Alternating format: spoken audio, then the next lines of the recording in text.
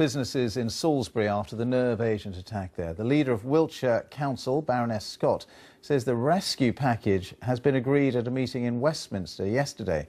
Well, the council's also given more details about the number of people affected by the nerve agent, which has left Sergei and Yulia Skripal critically ill in hospital. Let's go to our correspondent Duncan Kennedy, who's in Salisbury. Duncan, we know that a lot of businesses there have been really badly affected by police cordons like the one there behind you. They just simply haven't got any business. That's right, Ben. And there were a number of business people, shop owners and what have you, at this public meeting this morning, which just finished, 10, 15 minutes ago. About 100 people there, in fact, to hear the answers from the police, the leaders of the council, health officials. And a number of figures have come out from this meeting, fascinating some of them and revelatory some of the other ones. Let me just take me through them if I may. First of all, so far as public health is concerned, all sorts of numbers bandied around in the last few weeks about the number of people affected by this nerve agent. The actual number said this morning by the public health official was 4. It's Sergei and Yulia, Sergeant Bailey, who's been released from hospital, and another person who the BBC understands to be a police officer who's being treated on an outpatient basis. Various other people have gone to hospital thinking they might have some kind of symptoms, but only these 4 people have been affected in terms of illness because of direct contact with the nerve agent itself.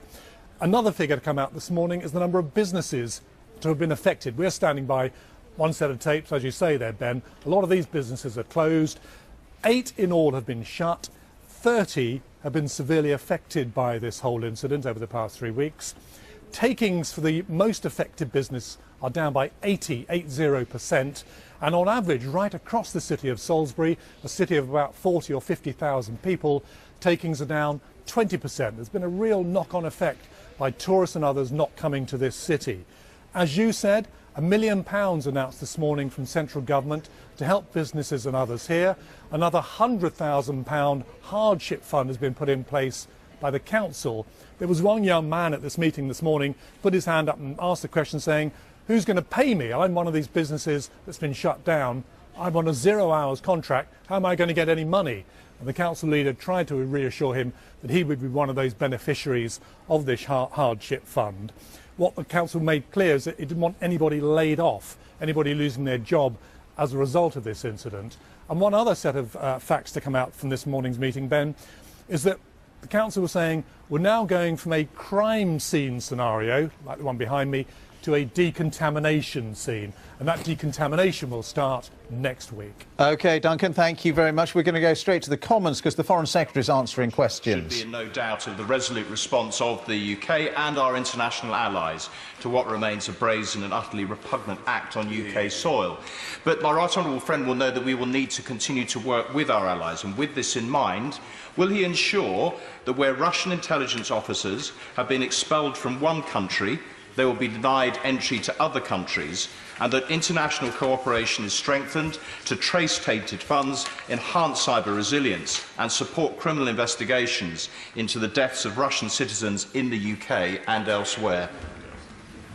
Well, my right honourable friend makes an extremely good point, and I think one of the conclusions that we can draw from the 23 countries who chose to expel diplomats or people whose presence was not conducive to the public good, as they say, is the importance they attach to cooperation with our security services. And he can be in no doubt that that cooperation will intensify in the months and years ahead. Brown.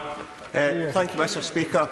Although Scotland suffered a self-inflicted withdrawal from a World Cup, many fans will still travel from Scotland to the tournament, as will clearly thousands of fans to support England.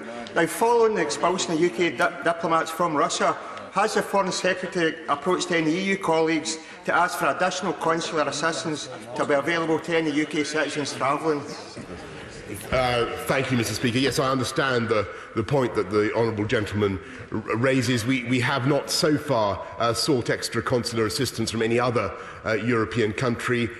We are content with the arrangements that we have at the moment. Clearly, the onus is on the Russian authorities to honour their FIFA contract in full and make sure that Scottish fans, all UK fans, have a safe and enjoyable tournament. Amy Perkins. Thank you, Mr. Speaker. I welcome both the domestic and international unanimity there is on this issue, and now the government are supporting the Magnitsky Act. Can I encourage the Foreign Secretary to do all that we can to learn from the Americans about how they've been able to prosecute people under that were exposed by Sergei Magnitsky, because the UK is the only country that hasn't started criminal proceedings against those people. I'm grateful to the honourable member for his point. As he knows, there is an amendment that is going to be in the Sanctions and Money Laundering Bill at report stage, and work is going on across his chamber to get that right. And we hope that will make it even easier for our law enforcement agencies to prosecute such people. They already have such powers, and it's important that they are allowed to get on with their job without political interference. Sir Nicholas Soames. Speaker, would my right honourable friend congratulate the Foreign Service, the intelligence services and all those others involved in putting together this exceptional coalition. But would he agree with me that the international institutions do need strengthening against this constant infiltration by Russia? And will he take steps to examine what might be done at the UN, the World Bank, the IMF, to see how they may strengthen their resources against such infiltration? Secretary. I'm grateful to my right honourable friend, and he will know that it has not just been at a bilateral level, but also, of course, at the multilateral level that we've enjoyed strong support for our explanation of what happened at Salisbury. You saw, Mr. Speaker, you saw the NATO statement, you saw the statements by our friends in the UN Security Council, and the EU ambassador, the Russian ambassador to the EU has been recalled, as he will also know. Rupa Haq. The Prime Minister swung fulsome support behind her position amongst our EU allies, which is encouraging. But how will we ever replicate that influence on foreign policy after we leave, when we won't even have a seat at the table anymore? Secretary. I'm afraid I must correct the honourable lady. The UK may be leaving the EU, but we're not leaving Europe, and we remain committed unconditionally to the security of our friends and partners. And as she will know, we secured very strong support from the EU institutionally, but also bilaterally. And it is worth observing that not every EU member chose to withdraw, chose to expel diplomats. Many of them did, and that is, I think, a very good omen for the future. Thank you, Mr. Speaker. Does my honourable friend agree that the international response from the Salisbury incident demonstrates the endearing value and reliance and quality of our NATO alliance? Foreign Secretary. I do, and I thank him for that excellent point. NATO was, I think, first off the blocks, one of the very first off the blocks, with a very, very powerful statement, which a lot of people then echoed. Mr. Nigel Dodds. I too congratulate the government on bringing together this very strong, impressive, coordinated international response to the Russian threat. But doesn't it point up the need to ensure that the government plugs the gaps in the defence budget that have been identified, and we need to really match our words by our actions? I just remind the honourable gentleman raises a very good, important point, which was raised many times by honourable members last night. As he knows, this government is one of the biggest defence spenders in the whole of the European area, the major player, second biggest player in NATO, and we continue to be committed to spending more than 2% of our GDP on defence. Rachel McLean. Thank you, Mr. Speaker. On the contrary to what's just been suggested from the other side of the House, doesn't my right honourable friend agree that, despite Brexit, we are going to have a strong foreign policy relations around the world? I'm delighted she says that, because I think that the events of the last couple of days have vindicated that very point. And I think the contrast is very striking, as I said, between the rather tepid response in 2006 after the assassination of Alexander Litvinenko and the overwhelming global response that we've seen in the last few days. Gethins. The Foreign Secretary will be aware from calls across this House, including the SNP Group Leader member for Roscommon Lochaber, to tackle some of the financial measures, and that's very important. Can he maybe tell the House some of the conversations that he's had with his counterparts?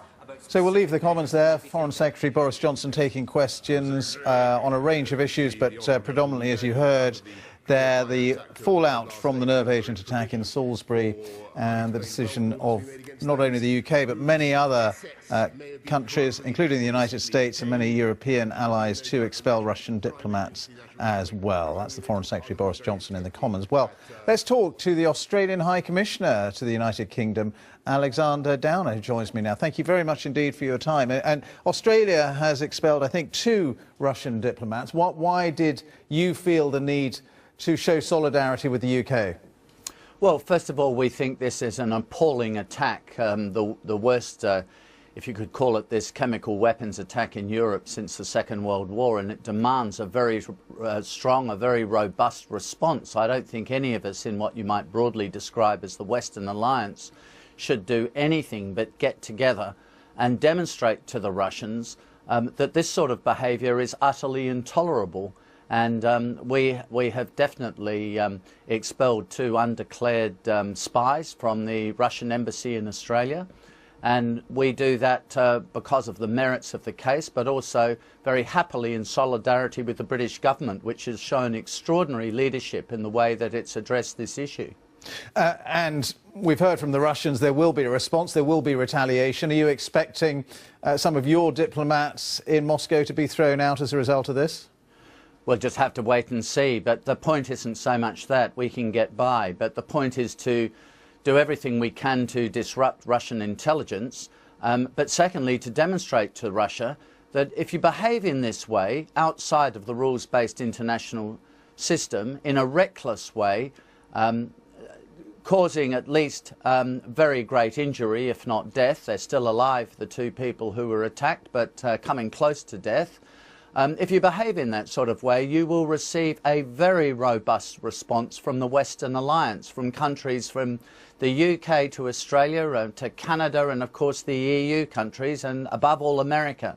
And what I think really strikes us this time is that the British government, of course this has happened on British soil, but the British government has shown real and decisive leadership, and we're very happy to follow their lead. Do you think Mr. Putin himself was behind this nerve agent attack in Salisbury? Well, the Foreign Secretary has said that. We don't have any further information on that. There's no doubt, though, in our minds that the Russians are behind it. It's unimaginable that this Novichok could have come from anywhere else. The nature of the attack, the possible motive for the attack, the identity of the victims in the attack, it leads you all the way straight back to Moscow. And as for the details of the authorisation, we in Australia don't have any additional information on that over and above what the Foreign Secretary here has said. Thank you very much for your time. Thanks for joining us. That's the Australian High Commissioner to the United Kingdom, Alexander Downer. Now, in a moment, we're going to have a summary of all the latest business news this hour. Before that, our headlines on BBC Newsroom Live.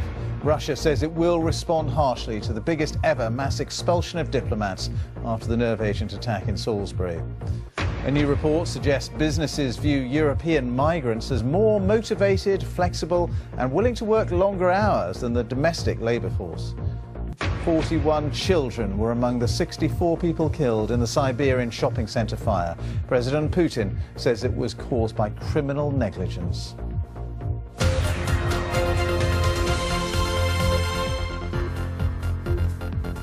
Hello, I'm Rachel Horne in the business news.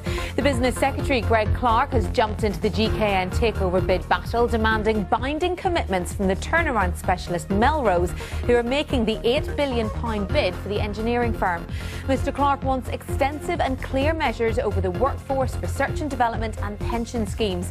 He also raised concerns over national security, given GKN's role in supplying the UK's armed forces. Pharmaceuticals giant GSK is to take full control of a joint venture which owns Sensodyne toothpaste and Panadol headache tablets. GSK will pay Novartis more than £9 billion for its 36.5% stake in the consumer healthcare business, which was formed in 2015. To fund the acquisition, GSK is considering selling its Horlicks brand and other nutrition products. And Facebook founder Mark Zuckerberg said he will not appear before MPs investigating fake news, but will send one of his senior executives instead. The tech giant and data analytics firm Cambridge Analytica are at the centre of a dispute over harvesting personal personal data and whether it was used in Donald Trump's presidential election campaign. Mr. Zuckerberg has apologised for a breach of trust. His stand-in will give evidence to MPs after Easter. Now let's talk about retail. We've had a lot of difficult news recently for shops and restaurants in the UK, and today we're talking about Moss Bros and H&M. Now we already heard from the menswear group Moss Bros last week when they warned that profits would be below expectations. Now as a result, there hasn't been much movement on the share price today when they reported pre-tax income dropping by 6% on revenue that was actually up 3%. So let's start there with Russ Mould, Investment Director of AJ Bell. Russ, thank you for joining us on the news channel. So revenue was up, but profits down. Moss Bros did warn investors that this was coming, but what reasons did they give? Well, it's a combination of events. First of all, its costs are rising. So you've got things like the national living wage and the minimum wage, the apprenticeship levy, and a big factor there has been the pound, which had until recently been going down. That's increased the cost of sourcing goods and materials from overseas. So costs up, and revenues, although they grew, they didn't rise by as much as the company thought. Now, they've partly blamed the weather for this. They've partly blamed very tough times on the high street for consumers, as we know. Wage growth isn't particularly strong right now. And also, to be fair, had some self-inflicted problems to try and solve their problems with the pound. They've looked for alternative sources of products, and it hasn't really worked out, and stock availability has been limited, so customers haven't been able to buy even when they've wanted to. Now, Ross, we've also had a profit fall from the Swedish fashion giant H&M, the world's second biggest clothing chain. Now, they posted a 61% profit fall for the 3 months to February. That is pretty dramatic. Yeah, it's frightening stuff. And the company, I think, last week warned of its first drop in year-on-year sales for the quarter, first drop in several years. The shares are now a 10-year low. And it shows that, I mean, H&M had got it so right for so long, it shows how hard it is to stay at the top. Competition is incredibly fierce. Inditex, the Spanish company which owns Zara, has done a terrific job of giving it a very good run for its money. But even Inditex's shares have come under pressure recently after its own disappointing sales warning last week. So retailers, you've got to be absolutely on top of your products, you've got to be on top of the online and social engagement, and keep your stock turning quickly, or you'll find yourself having to discount your way out of trouble. H&M has admitted that today. Too much stock, going to have to discount. That's going to hurt the margin. So it can be done right, but it's very, very hard to do it, particularly in an environment when consumers just aren't feeling flush right now. Briefly, Russ, is anybody doing it right?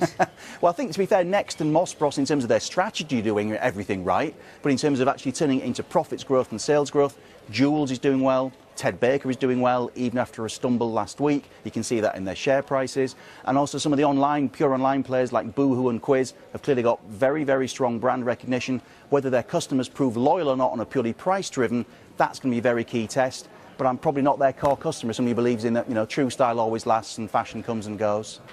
That's quite obvious, Russ. Investment Director at AJ Bell, thank you very much for your time. Now, while many of us love sweet treats, we also know that they're not necessarily good for us. Next week, the government's sugar tax on soft drinks comes into force as part of a wider anti-obesity plan. Well, the confectionery giant Nestlé will launch a new Milky Bar today that is 30% less sugar following a redesign.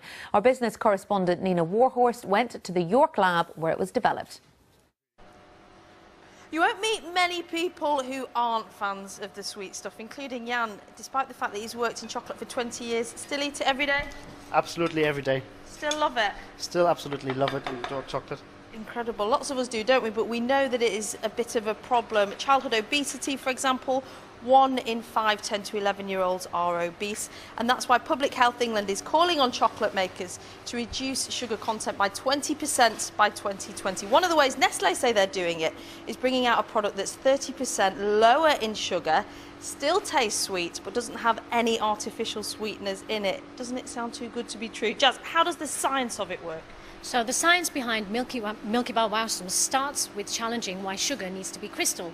And basically what we've done is, if you think about candy floss, which is very aerated and very sweet when it hits the mouth, what we've been able to do with sugar is to aerate it together with milk. So it's a very natural product, and that is what goes into our Wowsums product. So can you commit then to this target of 20% reduction in sugar by 2020 for all of your products? As I say, we are at the forefront and leading the work on reducing sugar. The 20% target is incredibly challenging for the whole industry, but we certainly will be doing our part in that. Okay, Amelia, lots of chocolate companies saying they're doing their bit. You're a dietitian. Is that good enough? It's a start, but we need a whole systems change, and we need a systematic change that means that this healthier product, in terms of having less sugar, is the default product, so it's not unusual. So maybe this is the start of the change, but we've still got a long way to go. Many thanks. We have spoken to Mars and to Cadbury. They say part of their strategy is a constant reminder that chocolate is supposed to be a treat, not something we have all the time, all day, every day. That said, in the interest of balance, Jess is insistent that I try this fruit and nut bar alongside the lower sugar product, so that's what I will be doing.